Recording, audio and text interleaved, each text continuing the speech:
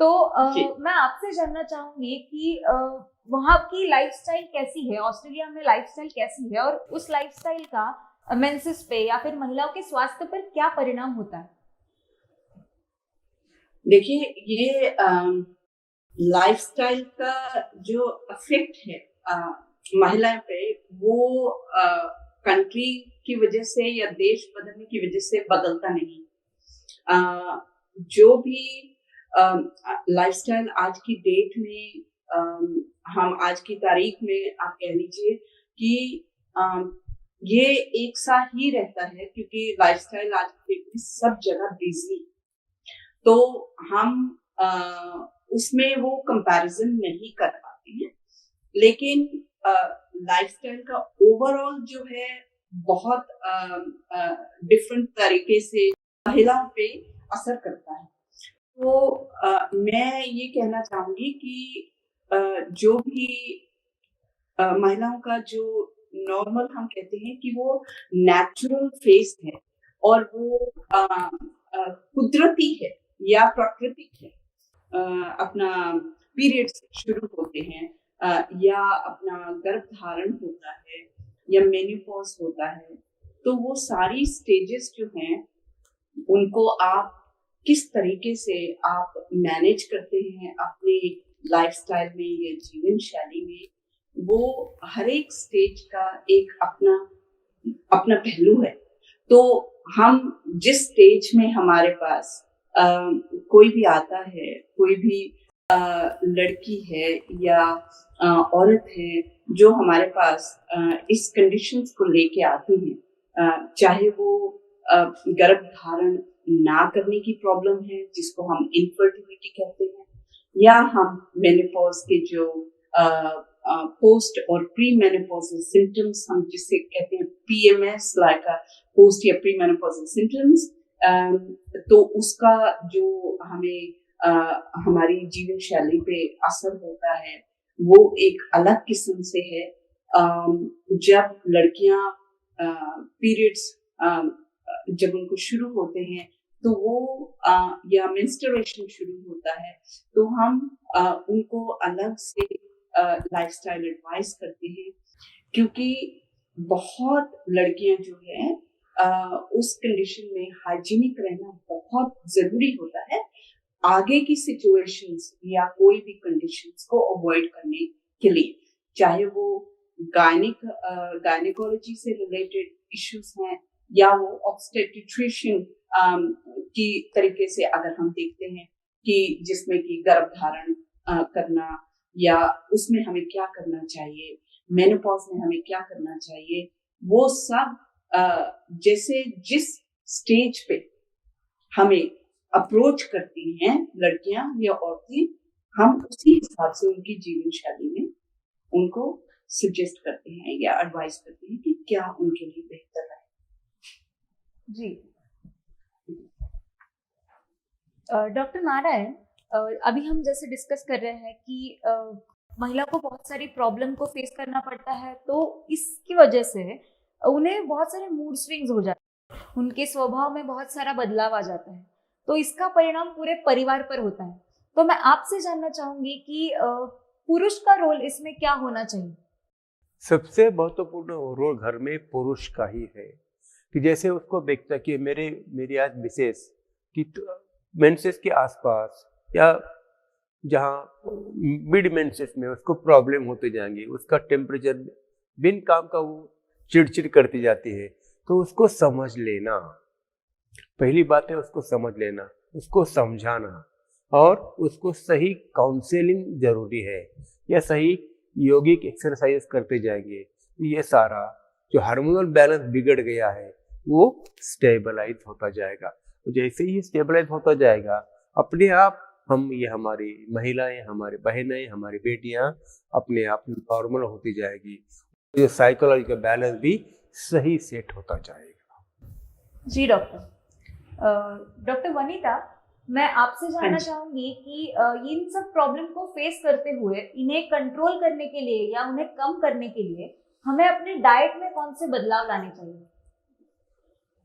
देखिए, वो कुछ तो मतलब दोषों तक होता है कि डाइट का रोल तो रहता ही है, लेकिन इसमें ज्यादा आयुर्वेदिक हमारी जड़ी बूटियां ज्यादा काम करती हैं, क्योंकि लाइफस्टाइल में तो अब जैसे आप दोषोगत करते हैं और दोषों का बैलेंस करते हैं, तो उसमें जैसे हम वात आहार जो है उसको हम कम करने की कोशिश करते हैं। जब भी अगर हम पीसीओडी जैसे हम लेते हैं, तो पॉलीसिस्टिक ओवेरियन डिसऑर्डर जो है उसमें हम हमेशा मेंटेन करने की कोशिश करते हैं कि उनका जो ब्लीडिंग है वो, क्योंकि इरेगुलर हो जाती है और हेफ्टी ब्लीडिंग भी होता है, ज्यादा ब्लीडिंग भी होता है, और कई बार पीरियड्स होते ही नहीं है, जैसे डॉक्टर साहिबा ने अभी मेंशन किया। तो इसमें हम उनको आहार के हिसाब से, अगर ज्यादा ब्लीडिंग हो रही है तो हम उनको कहते हैं कि ज्यादा गर्म चीजें नहीं खाना। तो जैसे गर्म चीजों का मतलब है कि पित्त आहार जो है वो थोड़ा कम करें, है ना, और वात आहार को बैलेंस करें। तो वात और पित्त में हम कहते हैं कि जो चीजें जैसे अपना नट्स हैं, या हम कहते हैं फलाहार में पपीता है या पपाया है, तो वो चीजें नहीं खानी चाहिए, नट्स नहीं खानी चाहिए, ज्यादा जिंजर नहीं खाना चाहिए, अदरक वगैरह। ये जो चीजें हैं वो मतलब ब्लीडिंग को हैवी करेगा। तो अगर उनको कम करना है तो हम कहेंगे कि अगर आपको करना है तो इसको आप अश्वगंधा जैसे है, शतावरी हम ज्यादा से ज्यादा, क्योंकि वो रसायन है और जनरल वेलबींग पे भी वो काम करता है और आपकी हार्मोन बैलेंस भी करता है। शतावरी को हम विमेन हर्ब ही बोलते हैं, क्योंकि ज्यादातर कोई भी हार्मोन या वुमेन रिलेटेड कोई भी इश्यूज होते हैं तो हम उसमें शतावरी या तो घृत देते हैं। घी अब जैसे ठंडा होता है तासीर में, बहुत लोग ये नहीं जानते, लेकिन शतावरी घृत जो होता है वो हार्मोन बैलेंस भी करता है और औरत की ओज को भी मेंटेन करता है। और उसमें अगर उसको जैसे पीसीओडी में गर्भधारण की दिक्कत रहती है, तो ऐसी चीजों में, ऐसे हालात में हम एलोवेरा है, शतावरी है, अदरक है, ये सब चीजें हम, अश्वगंधा है जो कि उसके स्ट्रेस को भी रिलीव करता है। तो इसमें इट्स वेरी पेशेंट सेंट्रिक, है ना। तो हम कहते हैं अगर 4 इंसान घर में एक छत के नीचे रहते हैं तो जरूरी नहीं है, हालांकि वो सेम खाना खाते हैं, लेकिन उनकी प्रकृति अलग हो सकती। तो इसमें प्रकृति और विकृति दोनों देखी जाती है, क्योंकि प्रकृति हम कहते हैं कि जो आप अपने पूर्वजों से या आप कह दीजिए अपने माँ बाप या दादा दादी, एक स्टेप हम छोड़ के हम कहते हैं उनकी प्रकृति का धारण करते हैं ज्यादा। तो उसमें क्या होता है कि वो हम प्रकृति देखते हैं जिसमें हम अब जैसे मैं यहाँ पे नाड़ी एग्जामिन करती हूँ, मतलब नाड़ी देख के, नाड़ी परीक्षा, और फिर मैं उसके हिसाब से उनकी प्रकृति और विकृति दोनों देखती हूँ। तो विकृति हम देखते हैं कि वो हमारी सेल्फ मैनिफेस्टेशन, तो हम लोग खुद वो हमारी अपनी क्रिएट की हुई है, और जो प्रकृति है वो प्रकृति है, नेचुरल, जो हमने अपने पूर्वजों से इनहेरिट करी, या जिसको हम जेनेटिक बोलते हैं।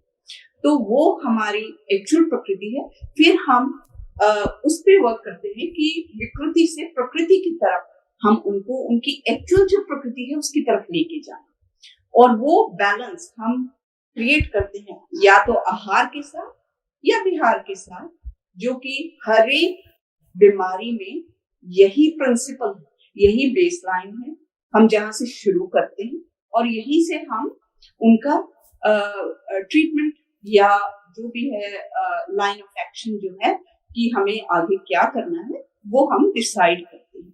तो इसमें पंचकर्मा भी बहुत इम्पोर्टेंट रोल प्ले करता है, क्योंकि अब जैसे मेनोपॉज में है, शिरोधारा बहुत हेल्पफुल रहती है, क्योंकि हॉट फ्लशेस होते हैं लोगों को, वो भी रहता है। लेकिन जो हमारा पीसीओडी वगैरह है, उसमें हम बस्तियां करते हैं, उत्तर बस्ती करते हैं, मात्रा बस्ती करते हैं, और नस्से भी करते हैं। तो नस्से जो है, क्योंकि हम कहते हैं नस्से जो है, नासा का जो द्वार है वो सीधा सिर है, सिर सा हम कहते हैं, सीधा ये दिमाग में जाता है। और जो हमारा सेक्स सेंटर है और हार्मोन्स का सेंटर है, वो हमारा ब्रेन है। तो हम नस्से के रास्ते भी बहुत मैंने खुद ने इनफर्टिलिटी के केसेस मैंने सॉल्व किए हुए हैं, क्योंकि वहां से हमारा वो पिट्यूटरी ग्लैंड पे भी वर्क करता है और वो सेक्स हार्मोन्स भी बैलेंस करता है। तो आप मेरी यही बहुत ही सलाह मतलब ऐसी मैं दे रही हूँ कि ये बहुत ही क्रिटिकल सिचुएशंस है, और जो हम कहते हैं प्रेगनेंसी और पीसीओडी खास करके, तो इसमें आप चाहे मैं ये जो कह भी रही हूँ कि ये जड़ी बूटियां या ये आपको हेल्प करेगी, पर जब तक आप एक आयुर्वेदिक प्रैक्टिशनर के पास नहीं जाएंगे या डॉक्टर के पास नहीं जाएंगे, उनकी सलाह के बिना, मेरा ये सख्त परामर्श है कि आप कोई भी जड़ी बूटी नहीं लें, क्योंकि हमारा जो जड़ी बूटियां और हमारी रसोई से ही शुरू हो जाती हैं, जैसे हल्दी है, अजवाइन है, जीरा है, ये सब जो चीजें हैं, ये हर्ब्स भी हैं, जड़ी बूटियां भी हैं। ये चीज हमें फायदा करती है तो ये नुकसान भी कर सकती है। तो हमें इस चीज को बहुत ध्यान में रखना है कि जब भी आप कोई भी आयुर्वेदिक हर्ब भी लेते हैं, तो आप बिना डॉक्टर की सलाह के ना लें, क्योंकि जब तक आपकी प्रकृति नहीं आपको मालूम है और आपको ये नहीं पता कि क्या विकृति है, तो यही हर्ब जो फायदा देने वाली है, ये आपको नुकसान भी दे सकती है। मैं आपसे जानना चाहूंगी कि पीरियड्स में या फिर मेंसेस में या फिर मेनोपॉज में जो भी तकलीफें महिलाओं को झेलनी पड़ती है, वो कम करने के लिए आप हमारे दर्शकों को क्या टिप्स देंगे? अभी तो मुझे बहुत फिलहाल मजा आ रहा है इस चर्चा में। वनिता इज लर्नेड स्त्री, बहुत ही प्रिविलेज स्त्री। वनिता या सब कल्पिता, जो ऐसी विजुलाइज करती है कि मेरे साथ मेरे पूरे कुटुंब को भी मधुरा मीन्स अच्छा आरोग्य प्राप्त हो, और नारायण का जब सपोर्ट हो तो मुझे लगता है सारा समाज ही अच्छा हो जाएगा। जी जी। और उसमें अगर टिप्स देना है तो हमने जो कुछ काम किया है सोशल स्तर पे, लो सोशियो इकोनॉमिक ग्रुप्स थे, सेवा बस्तियों में हमने काम किया है, तो अपनी जो बड़ी सौंफ रहती है, एक बड़ा चम्मच बड़ी सौंफ सुबह अगर किशोरी अवस्था की लड़कियों को दी जाए तो उनकी माहवारियों की तकलीफ को रेगुलर करने के लिए उसमें हमने अच्छा फायदा देखा है। फिर दूसरा जेठी मध है, मीठी लकड़ी, उसको अगर दूध के साथ लिया जाए तो मेमोरी अच्छा होने के लिए भी मदद होती है। और मेनोपॉज में जो हॉट फ्लैशेस की तकलीफ होती है, बहुत बार ऐसा देखा जाता है कि गर्मी कभी ठंडी, ऐसे जो महीना माहवारी बंद होते समय स्त्रियों को तकलीफ होती है, तो उसके लिए वो मीठी लकड़ी अच्छा काम करती है, मेमोरी लॉस पर भी अच्छा काम करती है। जैसे अभी हमारी वनिता जी डॉक्टर साहब ने बता ही दिया था कि अजवाइन है या तो हल्दी है, ये सारे हर्ब्स को हमें बहुत अच्छी तरह से यूज करना चाहिए। तो मैं बोलती हूँ अंदर लेने की भी जरूरत नहीं है।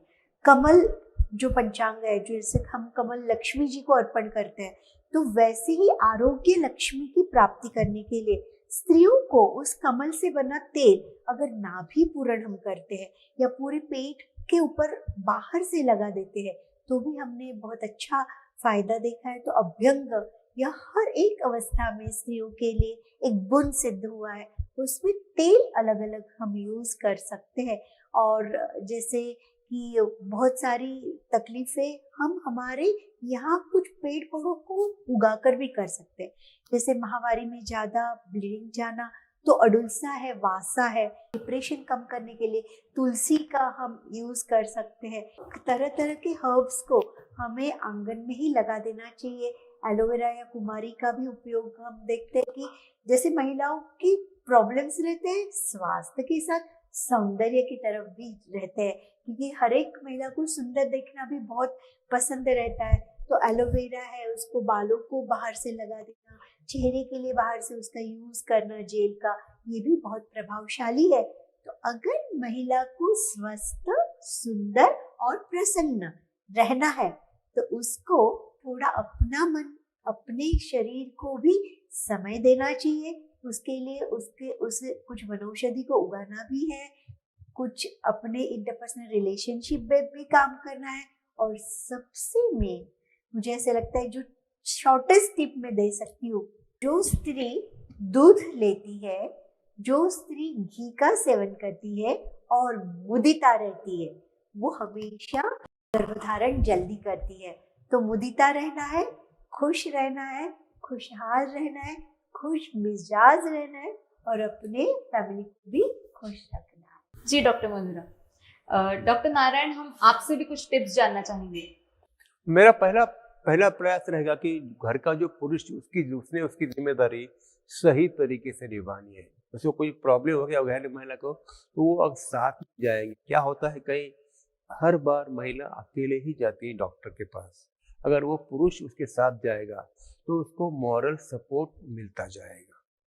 उसकी जो भावना है उसको समझ, उसको पूरा सपोर्ट कर देना घर में से, तो सबसे बड़ा महत्व होता है। डॉक्टर तो सपोर्ट करने ही वाला है, मगर सबसे बड़ा सपोर्ट जो मानसिक रूप से होता है वो हमारे घर के पुरुष का होता है। तो पुरुष की जिम्मेदारी सही से निभाते जाएंगे तो सही हमारी महिला एकदम खुशहाल होती जाएगी। जी डॉक्टर। मुझे इसमें बोलना है, बहुत अच्छी बात डॉक्टर साहब ने की।